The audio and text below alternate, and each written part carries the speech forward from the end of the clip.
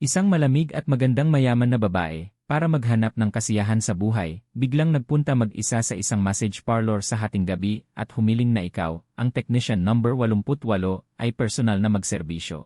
Ngunit sa proseso ng serbisyo, nadulas ang iyong kamay at nahawakan ang ipinagbabawal na lugar. Nang nag-aalala ka na baka magalit siya, ang babae ay ngumiti ng mahina at nagsabi, "Matagal ko nang narinig na ang 88 na binatang ito ay may mataas na ganda at bata pa. Magaling din sa teknik at handang gawin ang lahat kung sapat ang pera. Ngayong nakita ko, ang batang ito ay hindi ako nag-aksaya ng oras. Liari-giari, ate, gusto ko talaga ang tipo mong ito." Bigla kang tumayo at naging emosyonal. "Sandali lang, ate. Sino ang nagsabi sa iyo ng kung ano-ano? Nagbebenta lang ako ng kakayahan, hindi ng katawan." Ang babae ay tumingin sa iyong kabataang anyo. At lihim na lumunok ng laway, "Binata, huwag kang magmadali. Halika. Hubarin mo ang damit mo." Pagkarinig nito, natigilan ka, "Ano? Kailangan hubarin ang damit?" Ang babae ay tumingin sa iyo nang may pag-aalipusta. "Ano ang inaantay mo? Kailangan ko pa bang tulungan kang maghubad?" "Hindi naman, ate. Baka nagkakamali ka. Ang Dream City Foot Bath ay isang lehitimong lugar, hindi nagbibigay ng ganoong serbisyo." "Naku, kaya pala itong magandang babae ay akala ako ay prostitute. Pumunta siya dala para maghanap ng excitement." "Huwag kang mag-alala, ate ay hindi manonood ng libre. Pwedeng dagdagan ang pera." Sa totoo lang, ang nasa isip ng babae ay hindi lang pagpahubad sa iyo, kundi gusto niya ng higit pa. Ang dahilan kung bakit pumunta ang babae sa Dream City ay dahil sinabi ng kaibigan na mayroong technician number 88 dito na sunod-sunuran at guwapo. Mas malinis at pambihira pa kaysa sa mga modelo. Ang babae ay may pag-aalinlangan pero nagkataong dumaan at tumingin. Nang makita ang totoong tao, talagang naakit siya sa iyong ganda. Mabilis kang nagpaliwanag, "Ate, hindi pera ang problema. Ito ay lehitimong foot bath. Bagaman ako ay lalaking teknisyan, nagbibigay lang ako ng serbisyo ng masahe. Pakiusap, unawain mo ate." Mula sa mga mata ng magandang babae, ramdam mo na gusto kang kainin at ilatag sa mesa. Agad kang tumanggi, "Ate, talagang hindi pwede. Kami ay lehitimong foot bath shop. Walang interes sa 5,000, edi 10,000. Patuloy na tinataasan ng babae ang presyo. Nagmadali kang umiti, "Ate. Ngayon ay mahigpit ang inspeksyon. Sino ang maglalakas loob lumabag sa batas? Lahat tayo ay masunurin sa batas na mamamayan. Ang 10,000 para samahan ang magandang babae na ito. Siyempre naiinis ka pero hindi ka nanganganib. Paano kung sa sandaling maghubad ka, biglang dumating ang pulis at ituring itong iligal? Magiging seryoso ang sitwasyon. Bagaman kailangan mo ng pera ngayon, ayaw mong mawala ang mataas na sweldo na part-time na trabaho dahil sa 10,000. Nang makita kang tila walang pakialam sa pera, nagulat ang babae. Ang 10,000 sa ibang lugar ay pwedeng umarkila ng 2 modelo. Ang batang ito ay tumanggi. Ito ay nagpapainteres sa babae sa iyo. "CJ, hindi na kita pahihirapan. Ikaw na magpakilala ng mga espesyal na serbisyo ng inyong tindahan." Bagaman walang espesyal na serbisyo, ito ay nagbigay ng kaunting pagkadismaya sa magandang babae. Pero ang pagpapamassage sa iyong malinis na binata ay isang kasiyahan din.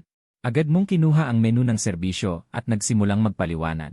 "Hindi ka patapos nang putulin ka ng magandang babae. Bigyan mo ako ng pinakamahal na package." "Ate, ang pinakamahal ay nagkakahalaga ng higit sa 2,000. Anong ibig sabihin? Ako ba ay taong walang pera?" "CJ8, sandali lang po. Sa oras na ito, kinakalkula mo sa isip na ang order na ito ay makakakuha ka ng ilang daang piso. Ang overtime na yon ay sulit. Hindi lang kita sa pera, kundi makapaglingkod sa ganitong klase ng babae." Sa sandaling ito, ang babae ay nagbihis ng espesyal na damit ng foot bath shop. Ang kanyang perpektong katawan ay bahagyang nakikita sa ilalim ng espesyal na damit, na lumilikha ng malabong kagandahan. Hindi mo maiwasang lumunok ng laway, bagaman ang iyong loob ay maingay. Pero ang iyong pamamaraan ay propesyonal at maayos pa rin, takot na baka magalit ang babae kung mawawala ang ganitong magandang kliyente. Sayang naman, ang magandang babae sa iyong serbisyo ay hindi na mamalayang nakatulog. Nang muling imulat niya ang kanyang mga mata, malapit nang matapos ang iyong serbisyo. "Napakasarap. Hindi ko inakala na may kapangyarihan kang magpahilom. Ang iyong pamamaraan ay hindi nahuhuli sa mga top technician ng mga mamahaling club." Ang babae ay nag-unat ng katawan, pakiramdam na maluwag ang buong katawan. "Napasaya mo ako ate. Pero parang maliit ang iyong loob. Ate ay nakatulog na. Hindi ka pa nang agrabyado." Ang mga mata ng babae ay kumikislap na may panunukso. "Ikaw ay seryosong nagsinungaling?" "Ate, pasensya na. Kami ay lehitimong foot bath shop. Hindi kailanman lumalabag sa privacy ng kliyente. Sa ibang babaeng kliyente, nang agrabyado ka, pero sila ay mga regular na customer. Itong babaeng ito, hindi mo talaga ginawa. Bagong dating siya, hindi mo alam ang ugali at temperamento. Kung magalit siya, mawalan ng kliyente ay maliit na bagay, pero baka hingan ka ng kompensasyon. Haha, duwag ka pala, hindi ko akalaing may ganito ka pa ring inosenteng lalaki ngayon. Medyo nagustuhan kita, ang tanda ko ay dagdag na oras. Bigyan mo ako ng parehong serbisyo, hindi ko na-enjoy kanina dahil nakatulog ako. Dagdag oras, parehong mamahaling pakete. Tuwang-tuwa ka sa loob. Sa ikalawang oras, hindi natulog ang magandang babae kundi nakahiga at lubusang nag-enjoy sa iyong masahe. Mabuting kapatid, pwede pang pababa ng konti, walang problema. Lakasan mo ng kaunti. Kaya ko ito. Wala akong interes na maging personal mong masahista, maniwala ka. Mas maganda pa ang pakinabang dito. Ang mga salita ng babae ay nakakaakit, ngunit matatag kang tumanggi. Hindi mo alam ang kanyang tunay na pagkatao, kaya hindi ka basta-basta sasang-ayon na maging personal niyang masahista. Sa madaling salita, ang pagiging personal na masahista ay gaya ng pagiging alagain. Bagamat kinakailangan mo ng pera at hindi mo naman tinatanggihan ang maging alagain. Dahil hindi naman nakakahiya ang kumita ng pera, ngunit sa babaeng ito ay hindi dapat. Ang ganda ng kanyang tindig. Baka siya ay isang sugarol o isang mafia queen, hindi sigurado kung makakaligtas ka pa. Ngayon, hindi ka nanganganib sa iyong buhay. Inaasahan ka ng iyong sirang pamilya sa bahay. CJ, ate, masyado akong nagmamadali. Kasalanan ko ito. Pagkatapos mong tanggihan, hindi nagalit ang babae, sa halip ay mas naging interesado siya sa iyo. Huwag nang banggitin ang iyong itsura. Ang iyong pamamaraan lamang ay katumbas ng presyong iyan. Ate, babalik ako sa ibang araw para suportahan ka. Masyadong gabi na ngayon. Kapag magbabayad na ang magandang babae at aalis na, bigla siyang may naalala. Huminto siya. Oy, kapatid, bakit hindi mo sinamantala ang pagkakataong na may gusto ako sa iyo? Para mandaya ako sa pag-load ng card. Sa ibang spa, pinipilit nila akong mag-load ng card. Ate, hindi na kailangan. Hindi naman galing sa hangin ang pera mo. Nagpapasalamat na ako na nagdagdag ka ng oras. Oy, ang karing naman ng kapatid na ito. Kumura pang mga mata ng magandang babae. Kung hindi ako ang tutulong sa kanya, sino pa? Gusto kitang alagain. Hindi na nagkunwari ang babaeng ito. Ang usapan ay diretsong naging alagain mula sa personal na masahista. Sa totoo lang, kung may mangyayari sa napakagandang babaeng ito, tiyak na hindi ka tututol. Ito ang pangarap ng maraming lalaki. Ang mahalaga, may pera siya. Lahat ng serbisyo ay top tier. Sa pag-load ng card, bigla siyang nagbigay ng 30,000. Hindi biro ang kanyang kayamanan. Hindi ka makakatanggi ng direkta. Mahinahon mong sagot, ate. Salamat sa pagpapahalaga sa akin. Sa totoo lang, hindi ko alam kung ano ang maganda sa akin. Kapatid, gwapo ka at magaling ang iyong pamamaraan. Iyan ang una. Pangalawa, ikaw ay simple at mabait. Ang gwapo at magaling ay karaniwan sa mga babae, ngunit ang pagiging simple at mabait ay hindi mo maipagmamalaki. Ikaw ay nasa gitna, hindi lumalampas. Dahil hindi mo pa siya kilala. Kung pamilyar ka na, matagal mo na siyang pinag-load ng card. Nakita kang nakatayo lang, diretsong sinabi ng babae, alam kong kinakailangan mo ng pera. Sabihin mo lang kung magkano ang kailangan para alagaan kita. Diretsong magpresyo, basta magkasundo tayo sa halaga. Ate, hindi ito tungkol sa pera. Kailangan ko munang makilala ka. Natatakot ka bang ibenta kita para sa kidney? Ngumiti ang babae. Ngunit normal lang ang pag-aalala mo. Ang tunay na pagkakakilanlan ng babae ay ang bagong presidente ng Jiangnan University. Kung ito ay kumalat, ang presidente ng isang 985 university na nag-aalaga ng binata ay tiyak na magdudulot ng negatibong reaksyon. At saka, kung malaman mo ang kanyang pagkakakilanlan at gagamitin mo ito para manakot at kumita, malulugi rin siya. Kaya nag-isip siya at gumawa ng isang pagkakakilanlan. Tawagin mo na lang akong Ate Bay. Ang patunay ay sasabihin ko sa iyo mamaya. Huwag kang mag-alala, hindi ako masamang tao. Ako ay nasa konstruksyon. Maaga akong nagdiborsyo, abala sa trabaho. Wala akong lalaki sa tabi ko. Ngayong matagumpay na ang karera, gusto kong may kasamang gwapong binata sa konstruksyon. Kung ganito nga, mayaman at may tindig, makatuwiran. Maraming babaeng negosyante sa konstruksyon. Ang lalaking may pera ay nag-aalaga ng babae, ang babaeng may pera ay nag-aalaga ng binata, normal din ang babae ay tao rin. May pangangailangan din mahinahon mong tanong, ate. Kung aalagaan mo ako, ano ang kailangan kong gawin para sa'yo? Simple lang. Kapag kailangan kita, samahan mo lang ako. Masahe man o iba pa. Hindi higit sa 4 na beses sa isang buwan. Sa tingin mo ba ay okay? Kahit isang beses lang sa isang buwan. Nasiyahan na si Ate Bay. Nang marinig mong kaunti lang ang hinihingi ng magandang babae sa isang buwan, naging interesado ka. Masahe man o iba pa, kung may mangyayari sa ganitong antas na magandang babae, hindi ka tututol. Ate, sigurado ka bang hindi lalampas ng 4 na beses kada buwan? Sigurado. Talagang sigurado, kahit na abala ka, hindi kita pipilitin, ate. Magkano po ang maibibigay niyo sa akin? Hindi ka nangahas magpresyo, takot na baka sobra at takutin siya.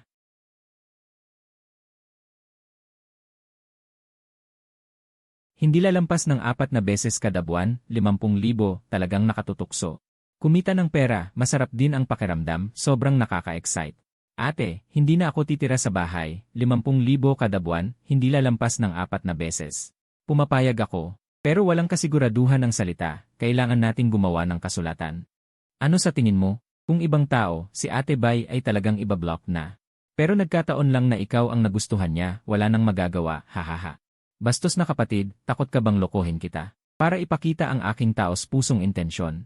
Ate muna ang magbibigay ng pera ngayong buwan. Pagkasabi niya, nakatanggap ka ng 50,000 transfer. Ha, 50,000, basta na lang ibinigay sa'yo.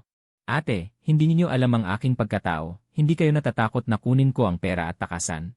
Sa aking puso, hindi ko gagawin at hindi rin ako maglakas loob, syempre. May isang bagay na hindi sinabi ni Ate Bay, walang sinuman ang maglalaro ng ganitong laro sa kanyang harapan. Babae man siya. Pero sa edad na 45, siya ang pangulo ng Jiangnan University, tiyak na hindi simple ang kanyang paraan. Kung magalit siya ng husto, isang massage therapist sa 3 minuto ay kaya niyang kontrolin. Nakita mo na sa kanyang mga salita. Siguradong hindi simple si Ate Bay. Tumawa ang babae at nagpatuloy, pero dahil sinabi mo na yan, interesado na rin ako, maaari bang magpakilala ka? Para makilala rin kita. Ate, ang pangalan ko ay Yefeng. 20 taong gulang, mahirap talaga ang pamilya, kaya napasok ko ang hanap buhay na ito. Itinago mo ang iyong pagkatao bilang sophomore sa Jiangnan University. Kahit hindi ka nagmamalasakit sa tingin ng iba. Pero siguradong aalalahanin ito ng iyong mga magulang. Kuya, 20 taong gulang. Kaya pala ang bata-bata mo pa, gusto ni ate ang mga ganitong bata, may sigla. Nagkasundo kayo at ganito na lang naging magkasintahan. Kapatid, maaari kang mag-resign sa trabaho sa Mengdu Footbath, ayaw ko na ang aking lalaki. Ay araw-araw na humahawak ng ibang babae, naiintindihan mo ba ang ibig kong sabihin? Umiti ka agad at sinabi, Ate, magre-resign na ako ngayon, mula ngayon ang 2 kamay ko ay para lamang sayo. Mabuti, iyan ang aking mabuting alaga. Napakasaya ng ngiti ni Ate Bay, sa wakas ay nagkaroon na siya ng sariling binata. Pagkasabi niya, tumalikod at umalis. Hinanap mo ang boss at ginawa ang proseso ng pag-alis, nagpaalam sa boss at mga kasamahan, dinala ang iyong mga gamit. At umalis sa Mengdu Footbath. Yefeng, hindi ka naging mabuting kaibigan. Nag-resign ka nang hindi ko alam. Narinig mo ang boses ni Su Wenting mula sa likod, mabilis kang tumigil. Tumingin ka, at nakita mo ang isang magandang figura na nakatayo sa pintuan ng Mengdu Footbath. Ang kanyang buhok ay bahagyang gusot ng hangin. Sa mahigit 1 buwan mo sa Mengdu Footbath, ang iyong masahe ay itinuro ni Su Wenting. Sa kanya na parehong guro at kaibigan, hindi ka nagkaroon ng masamang pag-isip dahil gusto mo lang kumita ng pera. Hindi rin pinapayagan ng sitwasyon ng pamilya na magulo ang isip mo. Bagaman hindi kailanman binanggit ni Su Wenting ang kanyang pinagmulan bago siya pumunta sa tindahang ito. Tiyak na hindi rin maganda ang kanyang kalagayan. Kaya naging magkaibigan kayo. Nakatayo ka sa lugar at mumiti. Pasensya na, akala ko wala kang trabaho ngayon, balak ko sanang sa WeChat na lang sabihin. At sabay na mag-imbita sa iyo sa pagkain, pasasalamat sa iyong pag-aalaga ng mahigit 1 buwan. Yifeng, saan ka pupunta pag alis mo sa Mengdu? May problema sa pamilya ko, kailangan kong umuwi sa probinsya.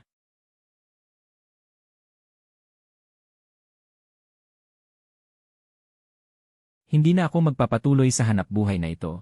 Magkikita pa ba tayo sa hinaharap? Ang tanong ni Su Wenting ay nagdulot sa iyo. Nang hindi maipaliwanag na damdamin. Siyempre magkikita pa tayo, hindi ba sinabi ko? Sa ibang araw kapag may oras ka, kailangan kitang imbitahan sa pagkain, pasasalamat sa iyong pag-aalaga at tulong sa mahigit 1 buwang ito. Pagkasabi nito, may lungkot sa iyong puso, maaaring pagkatapos ng pagkain na ito kay Su Wenting, hindi na kayo magkikita. Ngayon ikaw ay naging eksklusibo kay Ate Bay, kaya natural na kailangan mong lumayo sa ibang babae. Sa malawak na Jiangnan City, kung hindi sadya, mahirap makahanap ng tao sa pamamagitan ng tadhana. CJ, Yefeng, mag-usap na lang tayo sa susunod. Kapag may oras ako, sasabihin ko sa'yo, may utang ka pa sa akin na isang pagkain.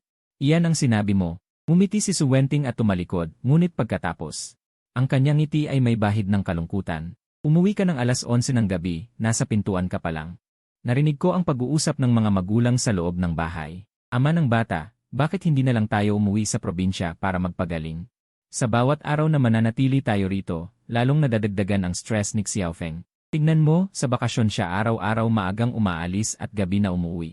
Sobra siyang nag-aalala para sa pamilya. Bilang ina, masakit ito sa aking puso. Narinig ang paghikbi sa loob ng bahay. Sige, bukas uwi na tayo sa probinsya. Kasalanan naming wala kaming kakayahan. Sa mismong panahon na kailangan kami ni Xiaofeng at Nanan, nagkasakit kami. Lahat ng pasanin ng pamilya ay nasa balikat ni Xiaofeng.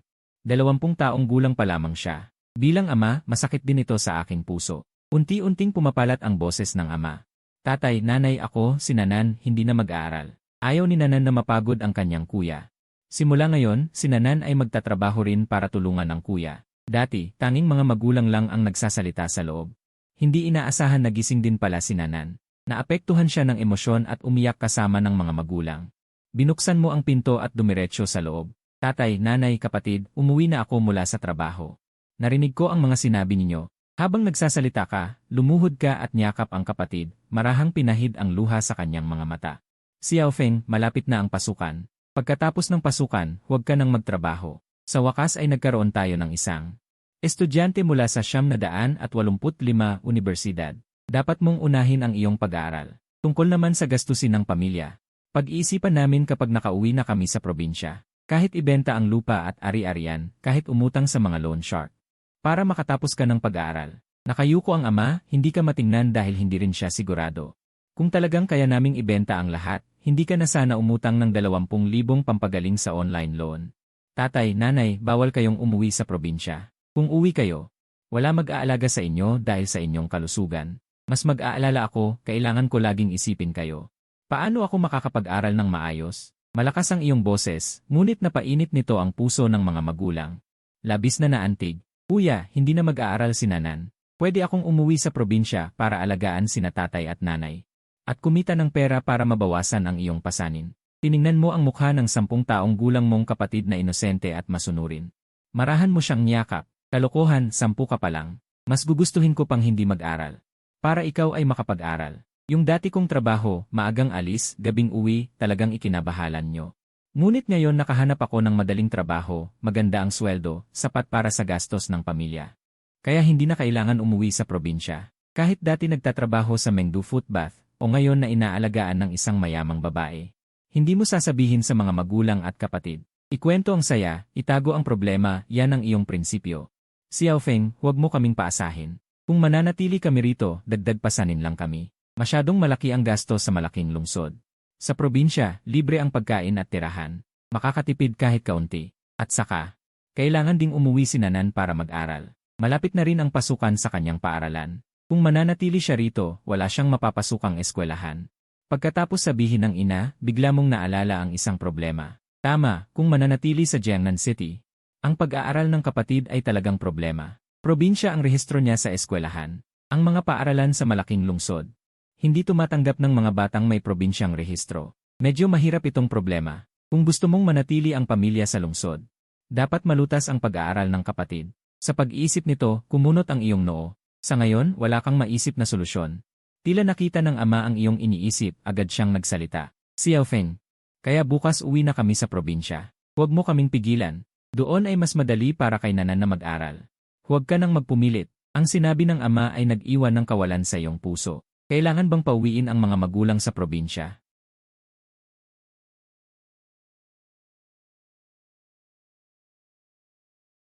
Hindi ka naman talaga gusto manatili rito. Umiling ang ina. Xiaofeng, huwag mo nang isipin.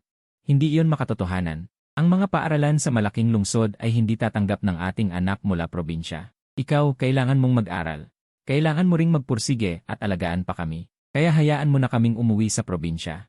Nakita mo ang seryosong mukha ng ina, nagpasya kang subukan muli. Tatay, nanay, magkaroon tayo ng kasunduan. Kung mapapag-aral ko si Nanan dito, hindi na kayo uwi sa probinsya, okay? Nakita ng mga magulang ang iyong seryoso at matigas na mukha, hindi nila kayang tumanggi. Kung hindi makapag-aral dito si Nanan, huwag mo kaming pigilan na umuwi sa probinsya. CJ, matatag kang tumango. Kahit ano, kailangan mong mag-isip ng paraan para manatili ang mga magulang. Kapag kasama mo sila, payapa ang iyong loob. Kinaumagahan, kinuha mo ang iyong telepono at tiningnan ang mga admission brochure ng ilang elementarya sa malapit. Ngunit lahat ay naharang sa hadlang ng rehistro. Wala kang magawa, tumawag ka sa ilang punong guro ng elementarya. Ang sagot na natanggap mo ay nagpatahimik sa'yo. Gusto mag-aral? CJ, maglabas ng 20,000 piso. Iyan ang pinakamababang halaga. Kahit paulit-ulit kang nagmakaawa. Ang natanggap mo ay malamig na tugon. 20,000 pa lang panimula. Ang ilang magagandang eskwelahan ay umaabot ng 30,000. Napabuntong hininga ka ng walang magawa. Magulo ang iyong isip. Iniisip mo kung titingin ka na lang sa malalayong eskwelahan. Biglang nag-text si Beijay, Yefeng, ngayong araw gusto kong pumunta sa lugar na ito. Samahan mo ako. Nag-aalala ako sa pag-aaral ng kapatid ko, pero hindi ako makapagalit sa mayaman. Kaya't pinilit ko na lang. Sabi naman ni Beijay, hindi higit sa 4 na beses bawat buwan. Sige, ubusin ko na ang mga beses ngayong buwan. Kung hindi, baka kapag nagsimula na ang klase ko at nag-aaral ako, pilitin ako ng babaeng ito na samahan siya. Masira ang pag-aaral ko. Tanong ko na lang, saan tayo? Magpadala ka ng location. Nagpadala si Beijay ng isang lugar, Westlake Scenic Area. Nagpaalam ako sa kapatid ko pagkatapos sumakay ng taxi. Wala pang isang oras, nasa pintuan na ako ng Westlake Park. Tumingin ako sa paligid, hindi ko nakita ang mayamang babae. Kukunin ko na sana ang phone para magtanong. Isang kaakit-akit na figura ang lumapit sa akin, may suot na sombrero at itim na salamin. At may maskara pa sa mukha. Nagtataka kong tinitigan ang dumating. Tinanggal niya ang maskara at salamin. Saka ko nakilala ang mapuputing mukha, si Beijay. Hindi maikakaila. Napakaganda ni Beijay ngayong araw. Sa sikat ng araw, ang kanyang dating may asawa ay lumalabas ng tama. Napatawa si Beijay, tinanggal ang sombrero. Yefeng, kapatid. Ano, hindi mo na ako kilala? Agad akong pumuri. Ate, ang bata ng ayos mo ngayon. Muntik na kitang hindi makilala. Girari-giray, ang galing ng dila mo. Tara, samahan mo akong mamasyal. Noong bata pa ako, gusto kong mag-iwan ng mga alaala ng kabataan dito, pero hindi natuloy. Ngayon, kung mapasaya mo ako, may premyo ako. Premyo? Halik lang naman siguro. Pamilyar na ako sa ganitong estilo, pero gusto ko rin siyang pasayahin. Kasi kailangan ng kapatid ko ang bayad sa paaralan. Kung magiging masaya si Beijay, maaari kong imungkahi ang paunang 4 na buwang sweldo. 20,000, masosolve na ang problema sa tuition ng kapatid ko. Pumasok kami sa gate ng Westlake Park. Isinuot muli ni Beijay ang sombrero, salamin at maskara. Nagtanong ako ng may pagtataka. Ate, 20 ilang degree ngayon, hindi ka ba mainit? Mainit, pero mas takot akong umitim. Ngunit ang pag-itim ay dahilan lang. Ang totoo, si Beijay ay takot makilala. Dahil siya na ngayon ang bagong presidente ng Jiangnan University. Presidente ng 185 university, hindi basta-basta ang posisyon. May mahahalagang tungkulin din sa ibang lugar. Kaya't itinago ni Beijay ang mukha. Maraming tao sa Westlake Park, maraming turista. Baka gamitin ng may masamang hangarin. Pagkatapos, diretsong tanong ni Beijay, kapatid. Pwede ba kitang hawakan sa kamay? Tulad ng ordinaryong magkasintahan. Hawak lang ng kamay. Madali lang. Ako mismo ang humawak sa kamay niya. Ang lambot ng kamay ni Beijay. Parang babae na 20 ilang taong gulang. Hindi tumanggi si Beijay nang hawakan ko siya. Naging gusto niya ang init ng palad ko. Naninikip ang hawak niya, parang takot akong pakawalan. Ang tanging pagsisisi ko sa buhay ay hindi magkaroon ng isang marugdog na pag-ibigan noong bata pa ako. Ngayong nasa akin na ang lahat, gusto kong mabawi ang mga yon, pero parang wala na akong lakas. May lungkot at pagsisisi sa boses ni Beijay. 8. Sa paningin ko, palagi kang 18, nasa kagandahan ng kabataan. Ang tamis ng mga salita ito ay nagpasaya kay Beijay. Naglakad-lakad kami at nag-usap. Minsan, ako ang kusang kumukuha ng litrato niya bilang alaala. Minsan, pinipikturan din kami ng mga dumadaan. Parang ordinaryong magkasintahan. Para kay Beijay, napakasaya niya sa sandaling yon. Parang nahanap niya ang pakiramdam ng kabataan. Habang ako, nag-aalala pa rin sa pag-aaral ng kapatid ko. Nang makita niyang sandali akong nawala sa isip. Tanong ni Beijay, Yefeng, ano ang iniisip mo? Ate, wala. Sige, magpatuloy tayo. Saan ba tayo napuwing?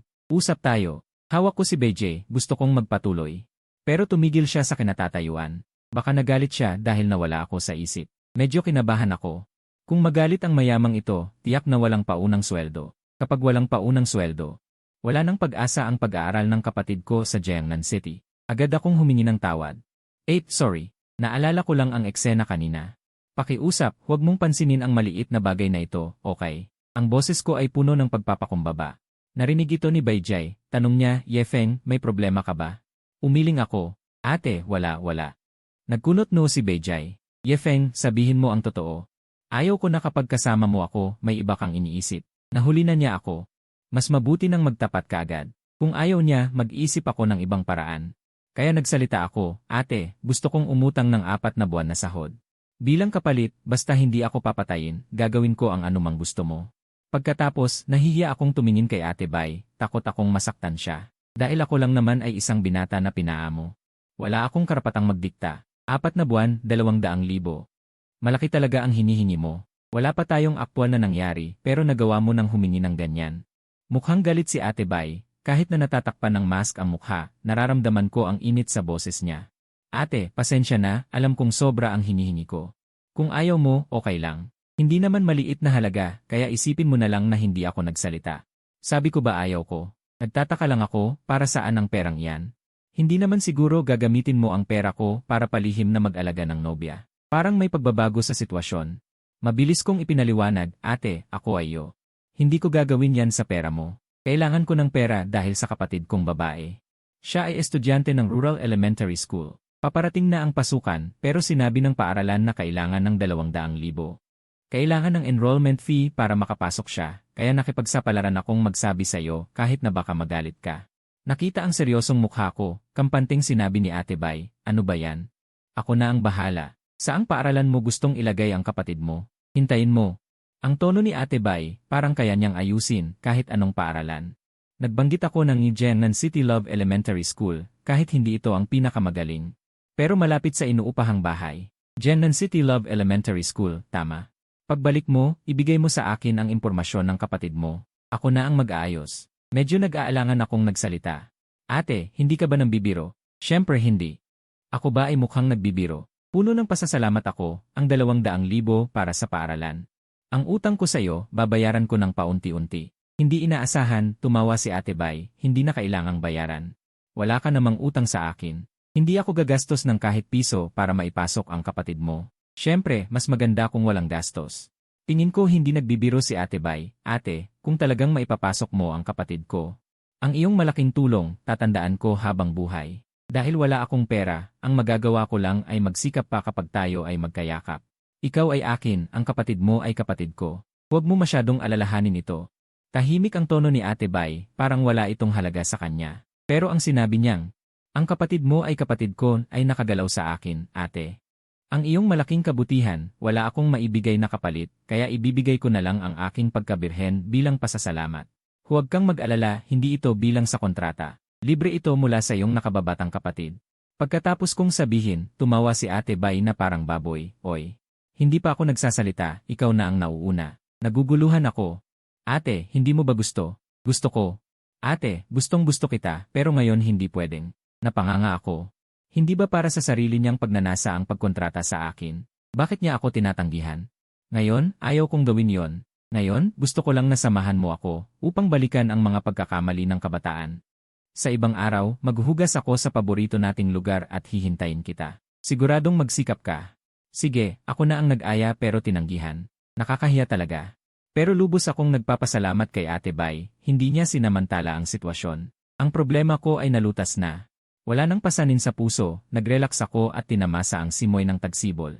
Minsan may simoy ng hangin, dala ang singaw ng Westlake, nakakapresko.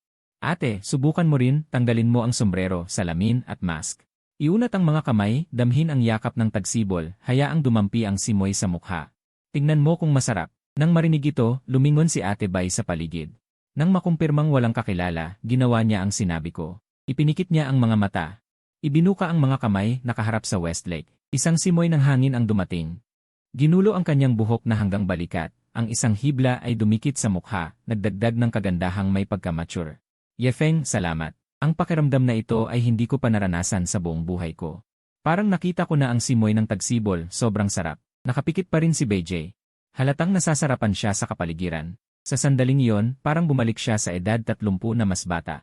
Naalala niya ang kanyang kabataan, ang saya na hindi niya naranasan. Isang luha ang tahimik na dumaloy mula sa gilid ng mata ni Beijay. Yefeng, kung nakilala kita 20 taon na ang nakakaraan, kahit mawala ang lahat. Gusto kitang mahalin kahit anong mangyari. Pero matanda na ako. Ang maliit na pagbabago sa mukha ni Beijay. Natural kong nakita. Beijay, may naalala ka bang hindi maganda? Pwede mo akong kwentuhan, handa akong makinig. Tinitigan ako ni Beijay. Puno ng paghanga ang mga mata niya. Gusto niya ang aking kabataang sigla, gusto niya ang aking puno ng enerhiyang katawan. Mas gusto niya ang aking mukhang sariwa. Kuya Yefeng, kung 20 taon kang mas bata. Magugustuhan mo ba ako? Gusto, syempre gusto. Sino ba naman ang hindi magugustuhan ang isang kaakit-akit na babae? Pero mas gusto ko ang pera niya. Ate, bata ka pa ngayon. Sa paningin ko, parang 18 anyos kang dalaga, puno ng sigla. Kung 20 taon kang mas bata, magiging sanggol ka na. Ang daldal ko ay nagpatawa kay Baiji. Tara. Ate, ayaw ko nang maglibot sa Westlake. Darating na. Mag-o na kami sa hotel. Kinakabahan at excited ako, pero sobra pala ang iniisip ko. Ngayon ay walang ganang gawin yon si Baiji. Hindi ba sinabi ko, pinasaya mo ako? May reward ako para sayo. Narinig ko ito, naguguluhan ako. Isasama kita para bumili ng damit. Ang suot mo ay medyo luma, nasasayang ang iyong sariwang mukha. Pagdating dito, hindi sinasadyang naalala ni Baiji ang kanyang anak na si Suruoksue. Ang batang iyon maraming alam sa pananamit. May puting medyas, itim na medyas, yoga pants, lalo na kapag nakaitim na medyas. Ang ganda niya. Kung hindi rin gusto ni Baiji ako, sa tingin niya babagay kami ng malamig niyang anak. Kiay, anong iniisip ko? Si Yifeng ay akin. Ang anak ko naman, hindi mag-aalala na walang manliligaw. Pag-iisip nito, namula ang pisngi ni Baiji. Umalis sa Westlake, muling nagsuot ng sombrero, salamin, at maskara si Baiji. Nakiusap ako. Ate, hindi na kailangang bilhan ako ng damit. Binibigyan mo ako ng 50,000 bawat buwan. At inayos mo ang enrollment ng aking kapatid, nakakatipid ako ng 200,000. Nakakahiya naman na gumastos ka pa. Napakabuti ni Baiji sa akin, kahit makapal ang mukha ko, hindi ko kayang magpagastos pa sa damit.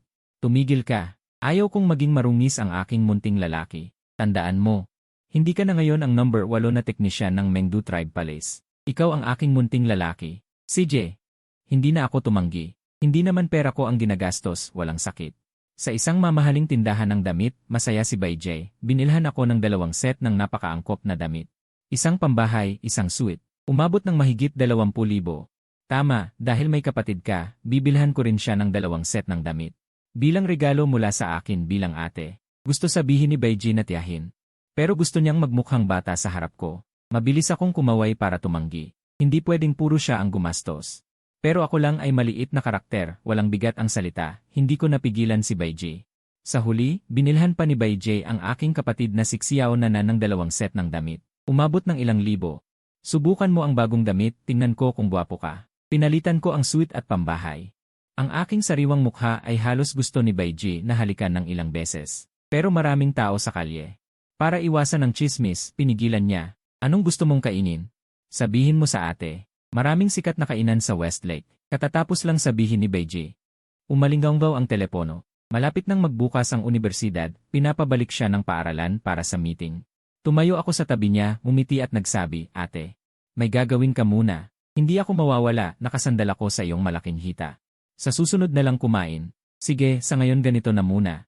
Kapag natapos ko na ang aking gawain, hahanapin kita. Tama, tungkol sa bagay ng kapatid mo. Tandaan mo na ipadala sa akin ang mga dokumento. Bago umalis, pinaalala pa ni Baiji sa akin ang bagay na yon. Nagpainit ng aking puso. Ate, sandali.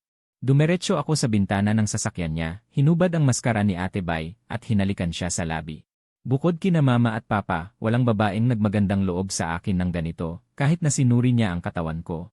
Hindi maikakaila, ang bango ng labi ni Ate Bai, ang init na dumating mula sa mukha kong bata at walang muwang.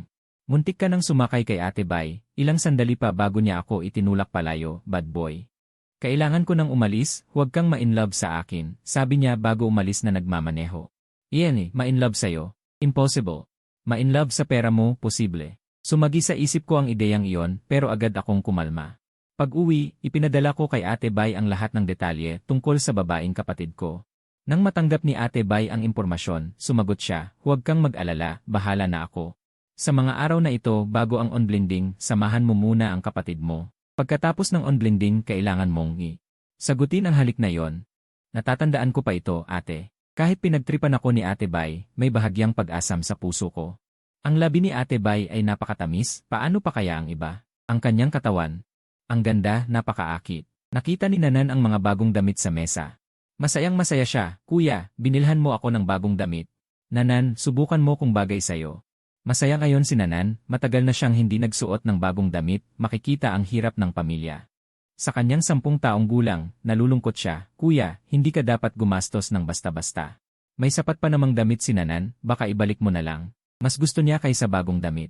Na maging masaya at wala kang stress, kuya.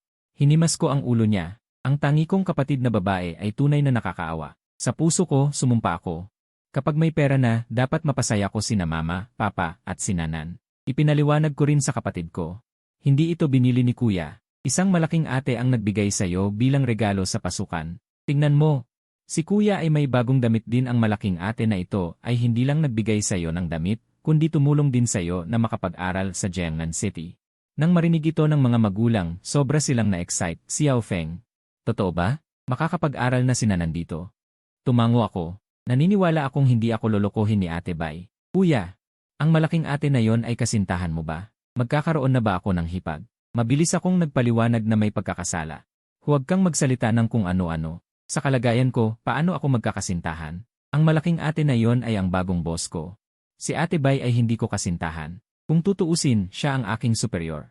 Ako ay isang munting alagain sa tabi niya. Napakabuting boss, Xiao Feng, dapat magtrabaho ka ng mabuti. Siya ay mapagbigay, hindi lang binilhan si Nanan ng mamahaling damit, kundi inayos din ang pag-aaral niya. Sa kabuuan, siya ay isang tagapagligtas ng pamilya natin. Ang sinabi ni tatay na magpakita ka ng maganda sa harap ng boss ay medyo ikinahiya ko. Huwag kang mag-alala, gagawin ko ang lahat, tiyak na masisiyahan siya. Sa pagsabi ko niyan, biglang sumagi sa isip ko ang ilang mga eksena, at naisip ko pa ang ilang posisyon.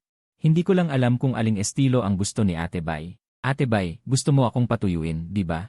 Kapag natapos ka na, tiyak na gagawin kitang komportable. Sa pag-isip niyan, umangat ang mga sulok ng aking bibig, ngumiti ng bahagyang malikot. Dumating ang mensahe ni Su Wenting na siya ay libre ngayon.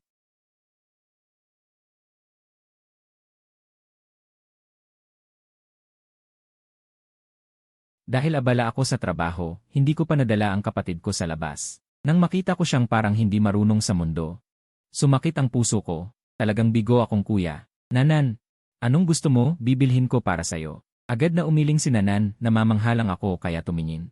Hindi ko gusto ang mga bagay na yan. Ang tangi at masunuring si Nanan ay lalong nakakaawa. Ngayon, mayroon akong mahigit 80,000 piso. Ang mga bagay na tinignan ng kapatid ko ay mga murang laruan lamang sa tabing daan, hindi naman mahal. Hindi ko pinayagan si Nanan na tumanggi, lahat ng nahawakan niya ay binili ko. Ito ay natakot kay Nanan kaya hindi na siya tumingin o humawak kahit saan. Kuya, huwag mong sayangin ang pera. Ayaw ko. Mahinahong hinimas ko ang ulo niya at sa loob-loob ko, Nanan. Ipapangako ni kuya na gagawin kitang pinakamasayang babae. Saglit na nawala sa sarili. Lumingon ako para hawakan ang kamay ng kapatid ko, nang may isang sasakyan na mabilis na dumating mula sa malayo, halos mabangga ang kapatid ko sa tabi ng kalsada. Parang baliw akong tumakbo papunta sa kanya. Kung may mangyari kay Nanan, hinding-hindi ko mapapatawad ang sarili ko. Mga 7-8 metro ang layo, kahit magsikap akong sumugod, huli na. Pero kahit huli, susubukan ko. Bago pa ako makasugod, may isang anino na mas mabilis kaysa sa akin, hinila si Nanan pabalik.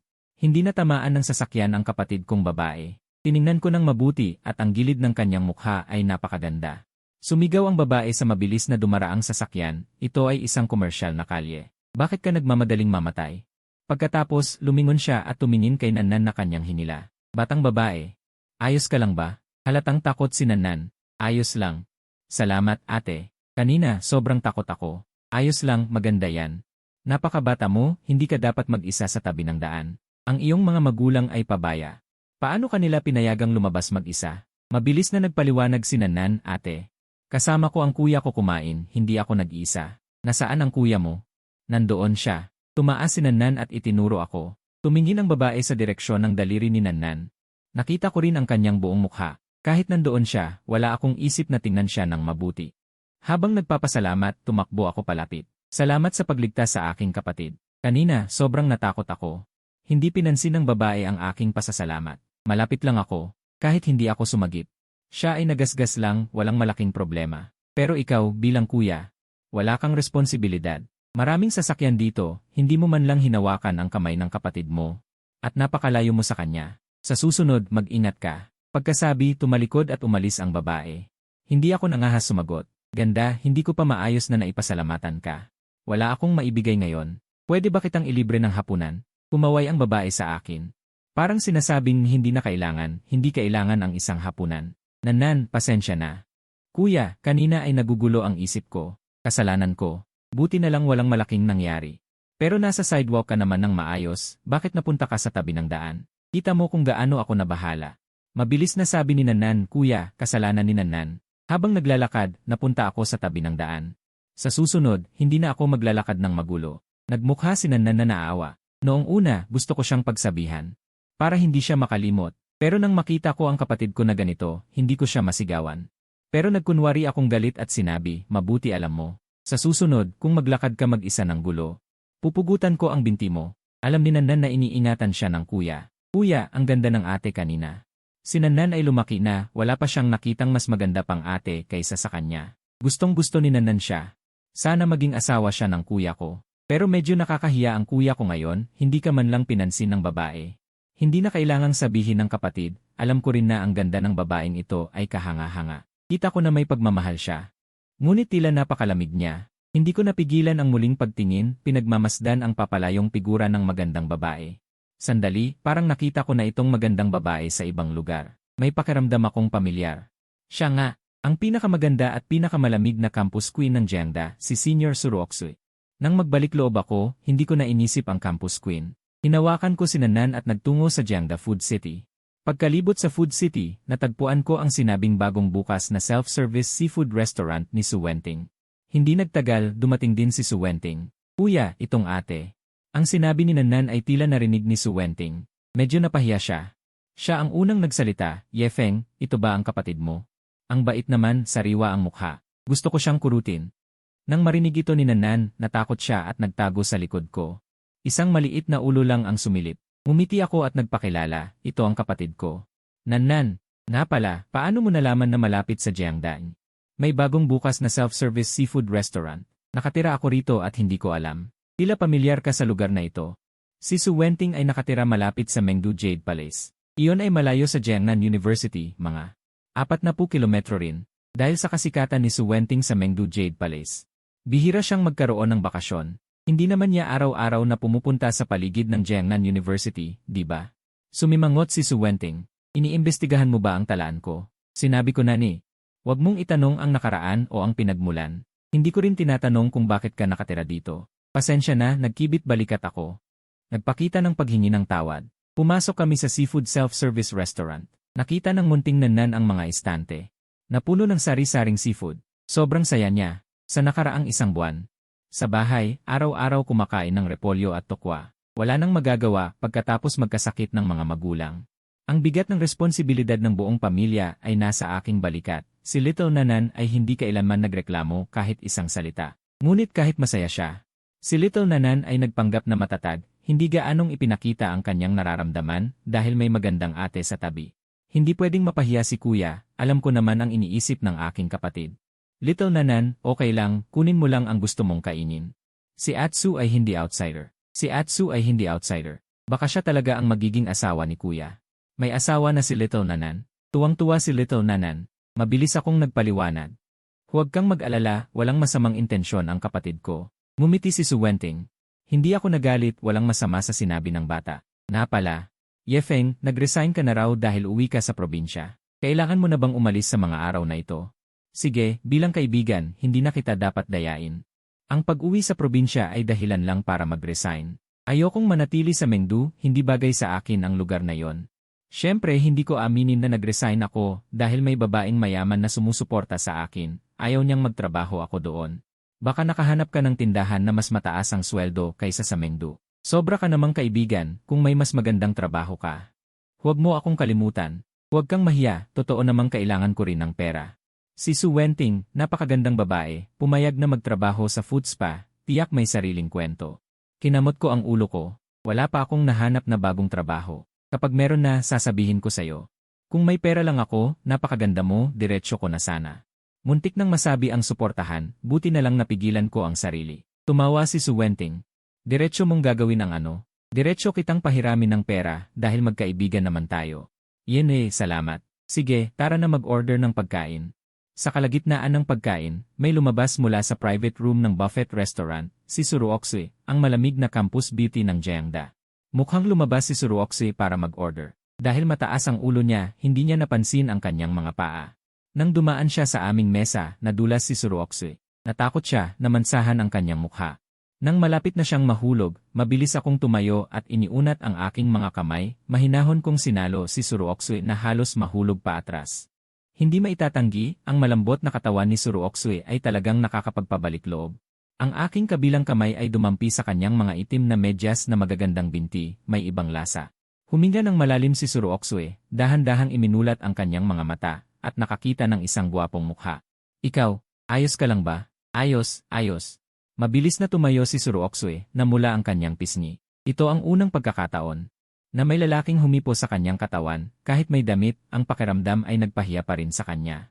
Iniligtas mo ang kapatid ko, iniligtas mo ako, pantay na tayo. Pagkasabi nito, handa nang umalis si Suruoksue, pero tila may naalala siya, lumingon at malamig na tumingin sa akin, nagtanong. Bakit ka rin kumakain dito? At nagkataong iniligtas mo ako? Baka dahil iniligtas mo ang kapatid ko. At tinanggihan mo ang handaan ko, sinusundan mo ako. Mas mabuti pang huwag mo akong pag-isipan. Huwag mo akong sundan, huwag mo ring subukang makipag-usap o manligaw sa akin, lalo mo lang akong magagalit. Pagkasabi nito, umalis si Suruoksue nang hindi ako pinapaliwanag. Nalito ako. Kumain lang dito, nagkataon lang na nakita ko siya, paano naging pagsunod at pang-akit. Umiling ako, nakatayo lang at mumiti ng mapait. Si Su Wenting sa tabi ko ay nakita lahat. Para mabawasan ang hiya, umiti siya at nagbiro, Yefeng. Sino ito? Baka ito ang babae na yung inaaliw. Isang babaeng mayabang lang. Ayoko nang pag-usapan ang malamig na campus beauty na ito. Wala akong interes sa babaeng mayabang. Kuya, bakit ganun ang magandang ate na yon? Sana siya ang maging asawa ko, pero mukhang hindi na. Kung sasama si kuya sa kanya, tiyak apiin siya. Ayaw ni Nanan. Yifeng, interesado ka ba talaga sa malamig na babaeng nakaitim na medyas? Nagbiro si Su Wenting habang kumakain. Nga, sino ba sa mga lalaki ang hindi matutukso sa babaeng nakaitim na medyas? Hindi ako nagsalita, pero si Little Nanan ay sumingit. Ate Su, ang bait mo. Ayaw na ni Nanan sa itim na medyas na ate. Gusto kita. Gusto mo bang maging kasintahan ni kuya? Ang ganda mo. Gwapo rin si kuya, bagay kayo. Tiningnan ko ng masama ang aking kapatid. Kainin mo na ang pagkain mo, walang humpay ang bibig mo. Ang babaeng ito, puro kalokohan ang sinasabi. Makalipas ang isang oras, busog na busog kami. Handa na akong magpaalam kay Su Wenting. Sa loob-loob, ako at ang aking kapatid na babae ay mauuna ng umuwi, Yefeng. Maaari pa ba tayong magkita sa hinaharap? Natatawa akong nagbiro, siguradong magkikita tayo ulit. Gusto ka ng kapatid kong babae na maging hipag niya, kahit si Su Wenting ay maganda, hindi papatalo sa campus beauty ng Jiangnan na si Suruoksue. Wala talaga akong ganyang intensyon sa kanya. Ngayon ako ay kabit ng iba, paano pa ako manliligaw ng ibang babae? Pero hindi ko kayang gawing galit ang aking sugar mommy. Maliban na lang kung isang araw ay maging mayaman ako, at kung si Su Wenting ay single pa. Hindi ako tutol na gastusan siya, para hindi na siya pumasok sa food spa. Tiningnan ako ni Su Wenting ng masama. Yefeng, seryoso ka? Noong nasa Mengdu ka, hindi ka ganyang pilyo. Sige, kung ayaw mong maging hipag ng aking kapatid, okay lang. Hehe, pareho tayong mahirap ngayon, huwag na nating pabigatan ang isa't isa. Kung isang araw ay yumaman ako at ikaw ay single pa, hindi ako tutol na tanggapin ka bilang aking lalaking kabit. Gusto niyang magbiro muli, ngunit tila seryoso ito. CJ, hintayin ko na lang na kunin mo ako bilang iyong lalaking kabit. Mauuna na ako. Ingat. Kumaway ako, hinila ang aking kapatid na babae pa uwi, hanggang sa mawala ang aking anino sa kanto. Saka lang tumalikod si Su Wenting at umalis. Noong nakauwi na kami ng aking kapatid, 7:00 na ng gabi. Nang makita ng aking ina ang mga pagkain na dinala ko, hindi niya napigilang mag-usal, Xiao Fengyi. Nag-aaksaya ka na naman ng pera, ang kapatid ko ay makakapag-aral sa Jiangnan City. Makakapag-stay din kayo. Ito ay isang malaking magandang balita para sa akin. Ang magdiwang ay hindi pag-aaksaya.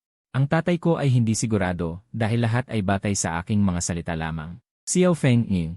Totoo ba ito? Makakapag-aral ba talaga ang kapatid ko dito? Naniniwala akong hindi ako lolokohin ni Ate Bai. Ipinasad ko ang profile ng kapatid ko ng tanghali at hindi nangahas na sundan. Abala rin siya. Hintayin na lang natin ang kanyang balita. Nang makita akong matatag ang aking pananalita. Ang aking mga magulang ay hindi na nangahas magtanong pa. Sa aking isip, hindi ako dinaya ni Ate Bai. Naisagawa na nga ang pag-aaral ng kapatid ko. Ngayon ang aking pusong nababahala ay tuluyan ng bumaba. Agad akong sa harapan ng aking mga magulang. Nag-on ako ng speakerphone upang sila rin ay mapanatag. Punong guro Punong guro, kailangan pa bang magbayad ng 200,000 ang aking kapatid sa inyong paaralan? Ginoong Yifeng. Napakabiro ninyo. Sana sinabi ninyo na kilala ninyo ang taong iyon. Noong tumawag kayo sa akin dati, hindi ko talaga. May isip na banggitin ang bagay na yon. Sino ba talaga si Ate Bai? Talaga bang siya ay nasa konstruksyon lamang? Gusto kong samantalahin para alamin ang totoo mula sa punong guro. Punong guro, si Ate Bai ba ang tumawag sa inyo? At Bai, hindi ko narinig. Sino ang nag-aproba sa pagpasok ng kapatid ko? Mukhang isang opisyal mula sa Education Bureau ang personal na tumawag sa akin, pero lalaki ito. Hindi si Atbay. Sige, hindi na ako magtatanong pa. Punong guro, magkano ang matrikula ng kapatid ko sa pasukan? Ginoong Yefeng, nagbibiro na naman kayo. May koneksyon kayo sa taong iyon. Paano namin tatanggapin ang matrikula ng inyong kapatid? Ang inyong kapatid ay 10 taong gulang ngayon, grade 4. Hanggang sa siya ay graduate sa grade 6, matrikula at iba pang bayad. Lahat ng bayad ay libre sa aming paaralan. Ang punong guro ay sunod-sunod na nagsasalita ng kayo. Napakarespetuoso ng ugali at pinatawad lahat ng bayad. Ang mga salitang ito ay nagpamangha sa aking mga magulang sa tabi. Sa malaking lugar tulad ng Jiangnan City, ang matrikula sa elementarya at high school ay hindi mura. Pero ngayon dahil sa akin, lahat ay libre. Kailan naging ganito kagaling ang sarili kong anak? Sige, hindi na ako tatanggi. Dali-dali akong nagpasalamat, punong guro, salamat po. Ginoong Yefeng, huwag kayong mag-abala. Baka sa hinaharap ay kailangan ko pa kayong asahan na umangat. Ang sinabi ng punong guro ay nagpalito sa akin, ngunit mabilis akong sumagot, sige, sige. Sige, Ginoong Yefeng, hindi na ako makakagambala. Huwag kayong mag-alala, ang inyong kapatid sa aming paaralan, aalagaan ko siya tulad ng sarili kong anak. Natapos ang punong guro ng elementarya at ibinaba ang tawag. Si Ate Bay, nasa konstruksyon. May pera, normal lang na may kaibigan sa Education Bureau. Hindi na ako nag-isip pa. Sa kabuuan, naayos na ang pag-aaral ng kapatid ko. Maaari ring manatili ang aking mga magulang sa akin ayon sa kasunduan. Ang bayad ng kapatid ko ay ganap na libre. Ito talaga ay makatipid ng malaking pera. Nagpadala ako ng mensahe kay Ate Bay, Ate Bay. Naabala ko kayo sa bagay ng kapatid ko. Didi, sinabi ko na sayo. Ang maliit na bagay na ito ay hindi dapat banggitin. Puno ako ng pasasalamat. Para sa inyo, ito ay maliit na bagay. Sa akin ay malaking utang na loob, haha, naantig ka na. Kaya si Miss Yuan ay sumama sa akin sa araw na yon. Si Miss Yuan ay may 5 araw pa. Pagkalipas ng 5 araw, gusto ni Ate Bay na ako ay mabango. Subalit handa rin ako, ituring na lang na pagbabayad sa kanya para sa bagay ng aking nakababatang kapatid na babae.